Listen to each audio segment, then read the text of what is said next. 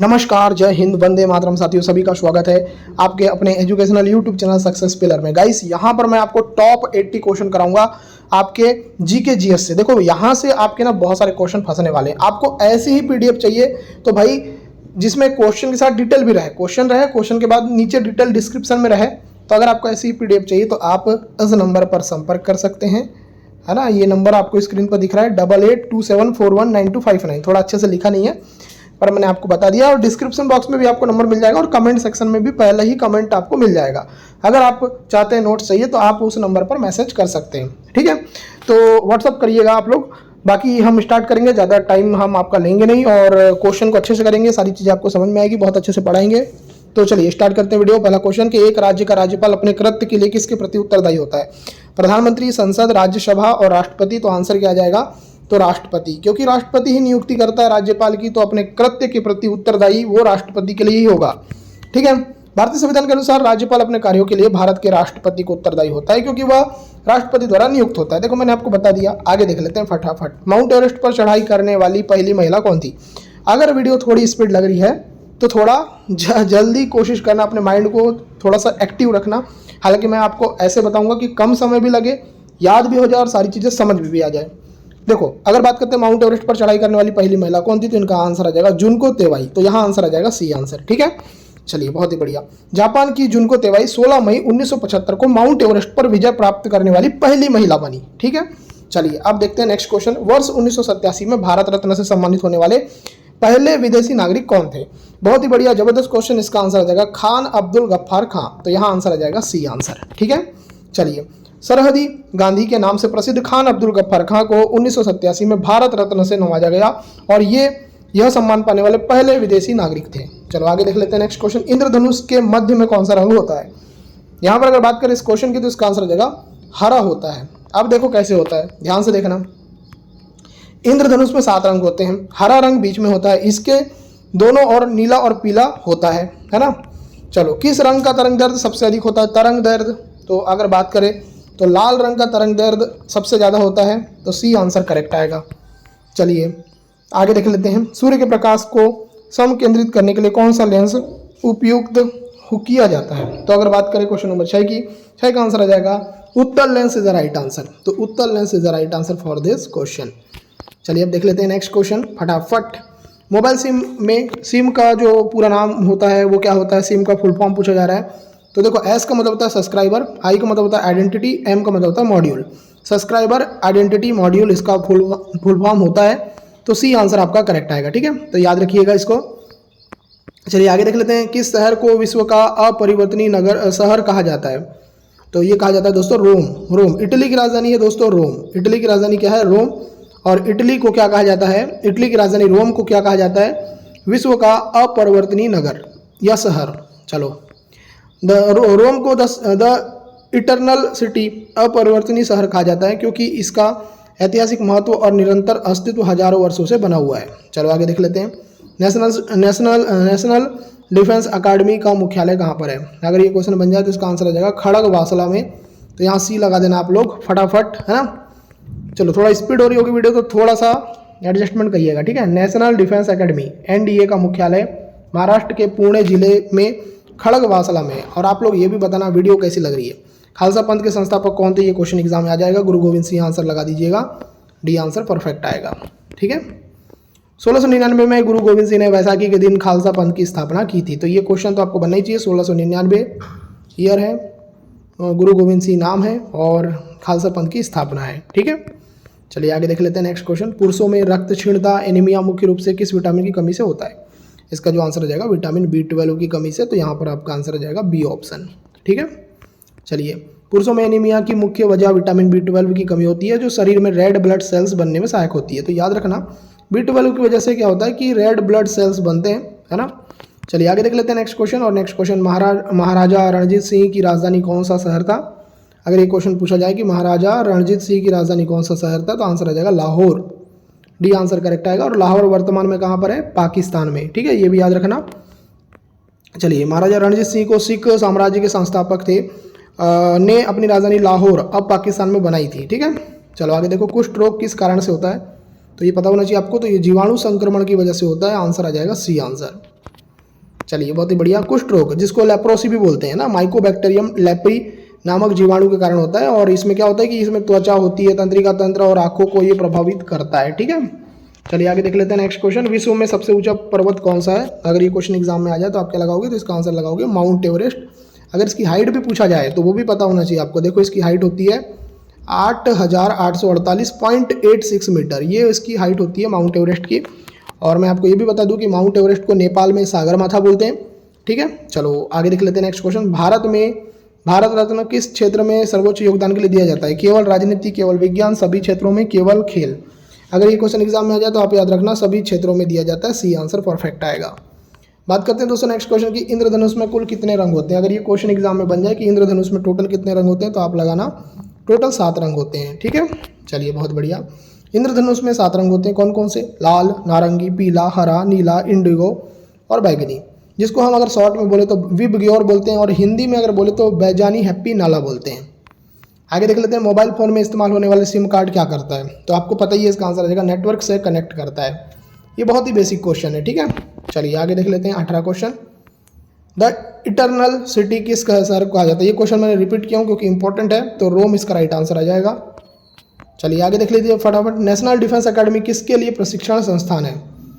तो अगर ये क्वेश्चन एग्जाम में आ जाए तो आप याद रखना, देखो नेशनल डिफेंस अकेडमी मैंने आपको बताया खड़गवासला में है। खड़गवासला पड़ता है पुणे के पास, और ये थल, जल और वायु तीनों बलों के लिए है। तो यहाँ आंसर लगा देना डी आंसर। क्वेश्चन नंबर 19 का डी आंसर परफेक्ट आएगा। बात करते हैं 20 की।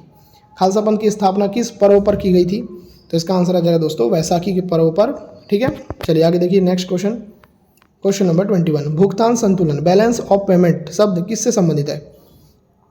तो दोस्तों आपको पता ही होना चाहिए, बैलेंस ऑफ पेमेंट संबंधित है आयात और निर्यात के मध्य अंतर से। तो डी आंसर परफेक्ट आएगा। चलिए 22 देख लेते हैं। विटामिन सी का स्तर मुख्यतः किससे प्रभावित होता है? तो किससे होता है? तो ये होता है विटामिन सी का जो स्तर होता है वो मुख्य रूप से किससे प्रभावित होता है? तो भंडारण और प्रसंस्करण से। तो बी आंसर परफेक्ट आएगा। चलिए देखते हैं नेक्स्ट क्वेश्चन। 23वां, अंतर्राष्ट्रीय मुद्रा कोष IMF का मुख्य कार्य क्या है? तो इसका मुख्य कार्य क्या है? तो इसका जो मुख्य कार्य है भुगतान संतुलन की समस्याओं में सहायता देना, है ना। तो ये आंसर आ जाएगा डी। चलिए देखते हैं 24, Y2K समस्या किससे संबंधित है? विज्ञान, राजनीति, कंप्यूटर, कृषि। अगर ये क्वेश्चन एग्जाम में आ जाए तो आप लगाना कंप्यूटर। तो यहाँ आंसर लगा देना computer is the right answer for this question. चलिए अब देखते हैं 25वां क्वेश्चन, ISO 9000 मानक किससे संबंधित है? ये क्वेश्चन अगर एग्जाम में आ जाए तो क्या लगाओगे? तो ISO 9000 जो मानक है ये प्रबंधन की गुणवत्ता से संबंधित है। तो आंसर क्या आ जाएगा? आंसर आ जाएगा दोस्तों बी आंसर। चलिए नेक्स्ट क्वेश्चन देख लेते हैं फटाफट। निम्न में से कौन सी टेनिस प्रतियोगिता ग्रैंड स्लैम का हिस्सा नहीं है? विंबलडन, फ्रेंच ओपन, गोल्ड लैक और US ओपन। तो टेनिस प्रतियोगिता ग्रैंड स्लैम का हिस्सा कौन सी टेनिस प्रतियोगिता नहीं है? तो इसका आंसर आ जाएगा सी, गोल्ड लैक। गोल्ड लैक जो है ना ये आपकी टेनिस प्रतियोगिता है जो ग्रैंड स्लैम का हिस्सा नहीं है। चलिए बहुत ही बढ़िया। ग्रैंड स्लैम में 4 प्रमुख टूर्नामेंट आते हैं। एक आता है ऑस्ट्रेलियन ओपन, एक आता है आपका फ्रेंच ओपन, एक आता है विंबलडन और एक आता है US ओपन, है ना। गोल्ड लैक कोई ग्रैंड स्लैम टूर्नामेंट नहीं है। आगे देखिए, महासागरों में सबसे गहरी जगह कहाँ है बताइए? अगर ये क्वेश्चन एग्जाम में आ जाए आप लगाना सर मेरियाना ट्रेंच जो है ना, ये आपका सी आंसर, ये बिल्कुल करेक्ट आएगा। महासागरों में सबसे गहरी जगह क्या है? Mariana trench. बहुत बढ़िया। मेरियाना ट्रेंच प्रशांत महासागर में स्थित है। ये भी पूछ सकता है कि कहाँ पर है ये, तो ये प्रशांत महासागर में है। और यह पृथ्वी की सबसे गहरी जल सतह है जिसकी गहराई कितनी है? 11,000 मीटर। ठीक है, आगे देखिए, डाउन अंडर पद से किस देश को संदर्भित किया जाता है? तो दोस्तों ये किया जाता है ऑस्ट्रेलिया को।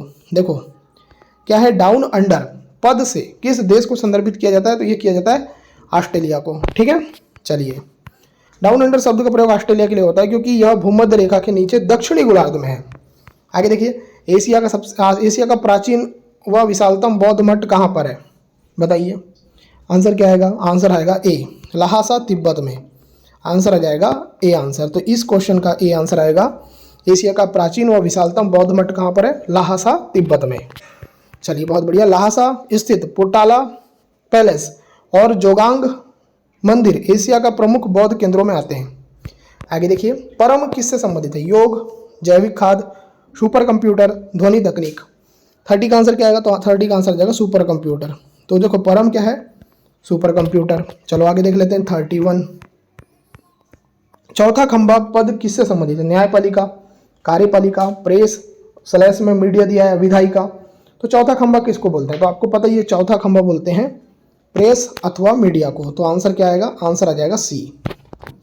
चलिए नेक्स्ट क्वेश्चन देख लेते हैं फटाफट। ओजोन परत का मुख्य कार्य क्या है, देखो ओजोन परत आपको पता ही है यार कि ओजोन परत जो है ना वो क्या काम करती है, ओजोन परत काम करती है पराबैंगनी किरणों से हमारी रक्षा करती है। तो यहाँ सी आंसर आ जाएगा। अच्छा, ओजोन परत को जो मापते हैं ना उसकी इकाई क्या है, तो डायोप्टर है। ये भी क्वेश्चन एग्जाम में आया है, ठीक है। चलिए आगे देख लेते हैं। CRY क्राई नामक संस्था किससे संबंधित है। अगर ये क्वेश्चन एग्जाम में बन जाए आप लगाना सर ये बाल अधिकार से संबंधित है, तो आंसर आ जाएगा सी आंसर, ठीक है। CRY cry child right and you Bharat में बच्चों के अधिकारों के लिए कार्य करती है, ठीक है। यह शिक्षा, स्वास्थ्य और सुरक्षा के लिए अभियान चलाती है। आगे देखिए, ऑपरेशन ब्लैक बोर्ड किस उद्देश्य से शुरू किया गया, 34 क्वेश्चन। आंसर क्या आएगा, आंसर आएगा बी, प्राथमिक शिक्षा के सुधार हेतु। तो आंसर क्या आ जाएगा, बी आंसर। चलिए 35 देख लेते हैं फटाफट। हैदराबाद किस नदी के किनारे बसा है, गोदावरी, कृष्णा, कावेरी, मूसी। बहुत ही बढ़िया क्वेश्चन, एग्जाम में फंसने वाला क्वेश्चन। इस क्वेश्चन की बात करें तो इसका आंसर आ जाएगा मूसी नदी के किनारे बसा है हैदराबाद।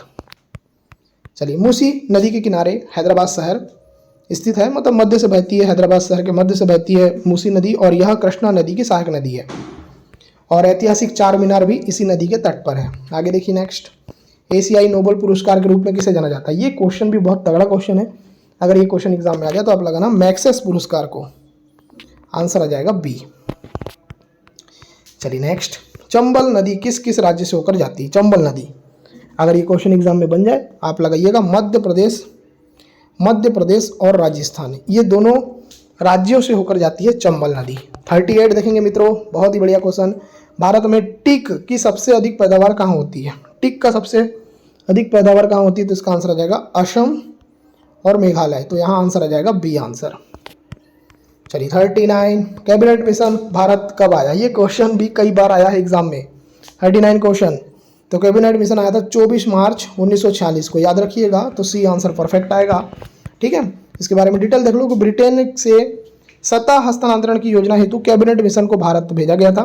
इसमें lord Pethick Lawrence, Stafford Cripps और एवी अलेक्जेंडर थे। चलिए, सार्वत्रिक गुरुत्वाकर्षण नियम का प्रतिपादन किसने किया था। बहुत ही बढ़िया क्वेश्चन, इसका आंसर आ जाएगा न्यूटन। ये सबको पता है, सब लोग बचपन से पढ़ते आ रहे हैं। आगे देखिए नेक्स्ट क्वेश्चन, किसी वस्तु की त्रिविमी छवि को रिकॉर्ड करने की तकनीक क्या कहलाती है, graphic, x ray, holography, scanning. 3D को अगर आप रिकॉर्ड कर रहे हो तो उस तकनीक को बोलेंगे होलोग्राफी। तो आंसर क्या आएगा, सी आएगा मित्रों। चलिए आगे देखिए 42, चमगादड़ अंधेरे में किस तकनीक से उड़ता है, प्रकाश, गुरुत्व, पराश्रव्य तरंगे, चुंबकीय क्षेत्र। आंसर क्या आएगा, आंसर आ जाएगा मित्रों पराश्रव्य तरंगे। तो यहाँ आंसर आ जाएगा सी आंसर। चलिए बहुत बढ़िया, चमगादड़ इकोलोकेशन का उपयोग करता है, जिसमें वह अल्ट्रासोनिक तरंगे भेजता है और गूंज से मार्ग पता करता है। आगे नेक्स्ट क्वेश्चन, अंतर्राष्ट्रीय क्रिकेट काउंसिल ICC का मुख्यालय कहाँ पर है। तो देखो इसका मुख्यालय है दुबई में, और इसके अभी वर्तमान में अध्यक्ष कौन है, तो हमारे जय शाह है, ठीक है। चलिए 44 देख लेते हैं फटाफट। पेंसिल में प्रयुक्त सिक्का किसका बना होता है, कोयला, ग्रेफाइट, सीसा, टिन। बहुत ही बढ़िया क्वेश्चन, क्वेश्चन नंबर 44। आंसर क्या आएगा, आंसर आ जाएगा ग्रेफाइट का। तो आंसर आ जाएगा बी आंसर। चलिए 45, टाइफाइड रोग किसके कारण होता है, वायरस, फंगस, जीवाणु, प्रोटोजोआ। आंसर क्या आएगा, आंसर आ जाएगा दोस्तों टाइफाइड रोग होता है जीवाणु की वजह से। आंसर आ जाएगा सी। चलिए 46, दीप शिखा नामक काव्य रचना के रचनाकार कौन है। अगर ये क्वेश्चन पूछा जाए कि दीप शिखा नामक काव्य रचना के रचनाकार कौन है, महादेवी वर्मा। आंसर आ जाएगा बी। चलिए 46, Harry Potter and the goblet of fire के लेखक कौन है। ये बहुत फेमस बुक है और ये कई बार पूछा गया है भाई एनटीपीसी में। JK रॉलिंग इनका नाम है और ये बुक के रचयिता हैं, Harry Potter and the goblet of fire के लेखक। चलिए 48, भारत का 28वां राज्य कौन सा है, उत्तराखंड, झारखंड, छत्तीसगढ़, तेलंगाना। आंसर क्या आएगा, आंसर आ जाएगा मित्रों झारखंड। चलिए नेक्स्ट क्वेश्चन 49, गरीबी रेखा का निर्धारण किस आधार पर किया जाता है, शिक्षा के स्तर पर, न्यूनतम आय पर, कैलोरी खपत पर, संपत्ति पर। क्या आंसर आएगा? आंसर आ जाएगा कैलोरी खपत पर, तो आंसर आ जाएगा सी आंसर। चलिए 50 देखिए ध्यान से। मूल्य परिवर्तन पर मांग में परिवर्तन को क्या कहते हैं? मूल्य परिवर्तन पर मांग में जो परिवर्तन आता है उसको क्या बोलते हैं? तो इसको बोलते हैं दोस्तों मांग का लचीलापन। क्या बोलेंगे? मांग का लचीलापन बोलेंगे, बी आंसर आएगा। चलिए 51 देखिए। वह संपत्ति जिसे संपत्ति अर्जित करने के लिए उपयोग किया जाता है क्या कहलाती है? श्रम, प्राकृतिक संसाधन, पूंजी, मुद्रा। तो इसको क्या कहते हैं? इसको बोलते हैं सी, पूंजी बोलते हैं। सी आंसर करेक्ट आएगा। देखो यहाँ पर समझो, पूंजी उत्पादन में उपयोग की जाने वाली वह संपत्ति है जो आय अर्जित करने में सहायक हो। नेक्स्ट देखो, चंद्र ग्रहण कब लगता है? बहुत ही प्यारा, बहुत ही जबरदस्त क्वेश्चन। 52 क्वेश्चन अगर बात करते हैं 52 की, आंसर आ जाएगा सी। जब पृथ्वी जो है सूर्य और चंद्रमा के बीच में आ जाए तो तब चंद्र ग्रहण आपका लग जाएगा। ठीक है, चलिए आगे देख लेते हैं। आगे देख लेते हैं नेक्स्ट क्वेश्चन। एक लैंप की बत्ती में तेल ऊपर कैसे चढ़ता है? ये क्वेश्चन भी लॉजिकल क्वेश्चन है। आंसर आ जाएगा दोस्तों केशिकत्व क्रिया से। आंसर आ जाएगा सी आंसर। आगे देखिए 54। संविधान सभा के अध्यक्ष कौन थे? तो स्थायी अध्यक्ष पूछा जाएगा राजेंद्र प्रसाद, अस्थायी पूछा जाएगा डॉक्टर सच्चिदानंद सिन्हा। परंतु यहाँ पर अगर खाली अध्यक्ष पूछेगा तब आप डॉक्टर राजेंद्र प्रसाद लगाइएगा। जैसे इस क्वेश्चन में आपने सी लगाया हो तो बिल्कुल परफेक्ट है। आगे देखिए नेक्स्ट क्वेश्चन। भारतीय संविधान के अनुच्छेद नंबर 32 का संबंध किससे है? अनुच्छेद नंबर 32 पूछा जा रहा है। क्वेश्चन नंबर 55, आंसर क्या आएगा? डी आएगा, मौलिक अधिकारों की सुरक्षा। चलिए नेक्स्ट क्वेश्चन 56। संपत्ति का अधिकार अब क्या है? मौलिक अधिकार, विधिक अधिकार, सामाजिक अधिकार, राजनीतिक अधिकार। देखो संपत्ति का अधिकार अब वर्तमान में हो गया है विधिक अधिकार, तो यहाँ आंसर लगा देंगे बी आंसर। चलिए नेक्स्ट क्वेश्चन 57। झारखंड किस गोलार्ध में?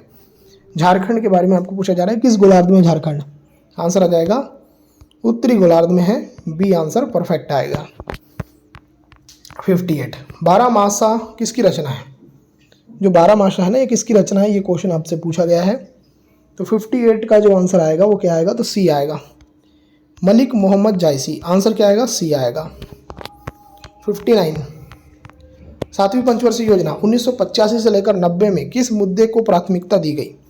आंसर क्या आएगा? आंसर आ जाएगा गरीबी रेखा की परिभाषा, तो बी आंसर परफेक्ट आएगा। चलिए 60 देखिए फटाफट। पौधे में किस भाग द्वारा प्रश्वसन की क्रिया की जाती है? आंसर क्या आएगा? सी, पत्ती के द्वारा। ठीक है, पत्ती इसका राइट आंसर आएगा। कहाँ से वीडियो देख रहे हैं जरूर बताइएगा यार, है ना। आगे देख लेते हैं नेक्स्ट क्वेश्चन। गांधी जी ने दांडी यात्रा किस उद्देश्य से की थी? तो गांधी जी ने दांडी यात्रा की थी दोस्तों नमक कानून को तोड़ने के लिए। तो ये सबको पता ही रहता है इसका आंसर, है ना। चलिए बहुत ही बढ़िया क्वेश्चन। अब कब की थी ये भी आपको पता होना चाहिए। तो गांधी जी ने जो दांडी यात्रा जो की थी वो की थी आपकी 12 मार्च 1930 को। महात्मा गांधी ने साबरमती से दांडी तक यात्रा की थी। ठीक है, चलो आगे देखो नेक्स्ट क्वेश्चन। संयुक्त राष्ट्र में गान प्रस्तुत करने वाली एकमात्र भारतीय संगीतज्ञ कौन है? बताइए, बहुत ही बढ़िया क्वेश्चन। अगर इस क्वेश्चन की बात करें तो बी आंसर आएगा इसका, MS सुब्बालक्ष्मी। तो आंसर आ जाएगा बी। ठीक है, आगे देखिए नेक्स्ट क्वेश्चन। जातक ग्रंथ किस धर्म से संबंधित है? 63वां क्वेश्चन पूछा जा रहा है। आंसर आ जाएगा दोस्तों बौद्धों से संबंधित है जातक। आंसर आ जाएगा सी। चलिए नेक्स्ट देख लेते हैं फटाफट। अजंता की चित्रकला किस काल की मानी जाती है? अजंता, तो अजंता के बारे में पूछा जाएगा तो ये याद रखना, अजंता मानी जाती है गुप्त काल की। तो आंसर आ जाएगा बी आंसर। ठीक है, चलिए अजंता की गुफा महाराष्ट्र में स्थित है। इनका प्रमुख विकास गुप्त काल में हुआ था, 2nd से लेकर 6th सदी में हुआ था। आगे देखिए नेक्स्ट क्वेश्चन। कुंभ मेला कितने वर्षों में एक बार आयोजित किया जाता है? तो आपको पता ही है इसका आंसर 12 वर्ष आएगा आंसर। 66 देख लेते हैं फटाफट। शुद्ध सोना कितने कैरेट का होता है? तो ये भी क्वेश्चन आपको पता ही होगा। शुद्ध सोना होता है 24 कैरेट का। तो आंसर क्या आ जाएगा? सी आ जाएगा। नेक्स्ट क्वेश्चन 67 देख लेते हैं फटाफट। नामचे बरवा किस राज्य में स्थित है? ये नामचे बरवा बहुत ही फेमस है और इसका जो आंसर आ जाएगा, ये नामचे बरवा आपका है असम में। तो आंसर आ जाएगा सी आंसर। चलो, नामचे बरवा हिमालय का एक शिखर है जो ब्रह्मपुत्र नदी के मोड़ पर स्थित है। ठीक है, आगे देखो। राज्य आरोहण से संबंधित जानकारी किस वेद में मिलती है? ऋग्वेद, यजुर्वेद, सामवेद, अथर्ववेद। आंसर क्या आएगा? आंसर आ जाएगा डी, अथर्ववेद। तो डी आंसर आएगा। चलो देखें 69। देखो भाई 69 क्वेश्चन। पराबैंगनी किरणों की खोज किसने की थी? बहुत ही बढ़िया क्वेश्चन, जबरदस्त क्वेश्चन, एग्जाम में आने वाला क्वेश्चन। आंसर आ जाएगा जोहान रिटर ने पराबैंगनी किरणों की खोज की थी। आगे 70वां क्वेश्चन। सिंधु घाटी सभ्यता का प्रसिद्ध नगर लोथल किस लिए प्रसिद्ध है? देखो लोथल जो है ना गुजरात में है। किस लिए फेमस है? तो ये पोत निर्माण और बंदरगाह के लिए है ना, पोर्ट के लिए, पोत निर्माण के लिए। 71 विजयनगर साम्राज्य का प्रसिद्ध शासक कौन था? ये बहुत ही बढ़िया क्वेश्चन, एग्जाम में फंसने वाला क्वेश्चन। आंसर आ जाएगा बी आंसर, कृष्णदेवराय। तो बी आंसर परफेक्ट आएगा। चलिए 72 आपकी स्क्रीन पर ध्यान से देखिए, खेजड़ी परियोजना किस धातु से संबंधित है? खेजड़ी परियोजना, अगर ये क्वेश्चन आ जाए याद रखना दोस्तों, खेजड़ी परियोजना पूछा जाएगा, तांबा से संबंधित है। आंसर आ जाएगा बी। चलिए 73 क्वेश्चन देखते हैं फटाफट। कलिंग पुरस्कार किस संस्था के द्वारा दिया जाता है? 73 क्वेश्चन एग्जाम में आ जाएगा, क्या लगाएंगे? यूनेस्को के द्वारा दिया जाता है, यूनेस्को के द्वारा दिया जाता है कलिंग पुरस्कार। नेक्स्ट क्वेश्चन 74, माक संख्या किससे संबंधित है? वायुयान की गति, ऊष्मा, ध्वनि तीव्रता, विद्युत। आंसर क्या आएगा? आंसर आ जाएगा दोस्तों वायुयान की गति। आंसर आ जाएगा ए। चलिए next question, question number 75, Himalaya पर्वत किस प्रकार का पर्वत है? बहुत ही बढ़िया क्वेश्चन, एग्जाम में आ जाए, क्या लगाओगे? तो सर ये वलित पर्वत है, तो डी आंसर परफेक्ट आएगा। चलिए 76 स्क्रीन पर, पराबैंगनी किरणों की खोज किस वैज्ञानिक ने की थी? बहुत ही बढ़िया क्वेश्चन, एग्जाम में फंसने वाला क्वेश्चन। आंसर आ जाएगा जोहान रिटर। ठीक है, चलिए नेक्स्ट क्वेश्चन, सिंधु घाटी सभ्यता का एक प्रमुख बंदरगाह नगर कौन सा था? तो आपको पता ही है, Lothal is the right answer for this question. आगे देखिए 78, कृष्णदेवराय किस राज्य के शासक थे? तो आपको पता ही है विजयनगर साम्राज्य के, परंतु विजयनगर साम्राज्य की जो स्थापना की थी ना, वो हरिहर और बुक्का ने की थी। हरिहर और बुक्का ने विजयनगर साम्राज्य की स्थापना की थी। विजयनगर साम्राज्य जो है वो तुंगभद्रा नदी के किनारे बसा हुआ था। चलिए आगे देख लेते हैं नेक्स्ट क्वेश्चन, खेजड़ी परियोजना किस धातु से संबंधित है? तो आपको पता ही है, इसका आंसर आ जाएगा खेजड़ी परियोजना तांबा से संबंधित है और ये राजस्थान में है। खेजड़ी परियोजना राजस्थान के झुंझुनू जिले में स्थित है और यह तांबे की खान है। यह भारत में हिंदुस्तान कॉपर लिमिटेड के अंतर्गत आती है। आगे नेक्स्ट क्वेश्चन, कलिंग पुरस्कार किस संस्था के द्वारा प्रदान किया जाता है? रिपीट क्वेश्चन, एक तरीके से 2-4 क्वेश्चन जो है मैंने रिपीट कर दिया है, तो भाई कोई बात नहीं, रिविजन ही होगा, आपका फायदा ही है। ये वीडियो आपको कैसी लगी कमेंट करके बताइए। चैनल को सब्सक्राइब करिए, वीडियो को लाइक करिए। नोट्स के लिए आप मैसेज कर सकते हैं भाई, नोट्स आपको मिल जाएगी। तो इस वीडियो को देखने के लिए आपका धन्यवाद। आपका दिन शुभ हो।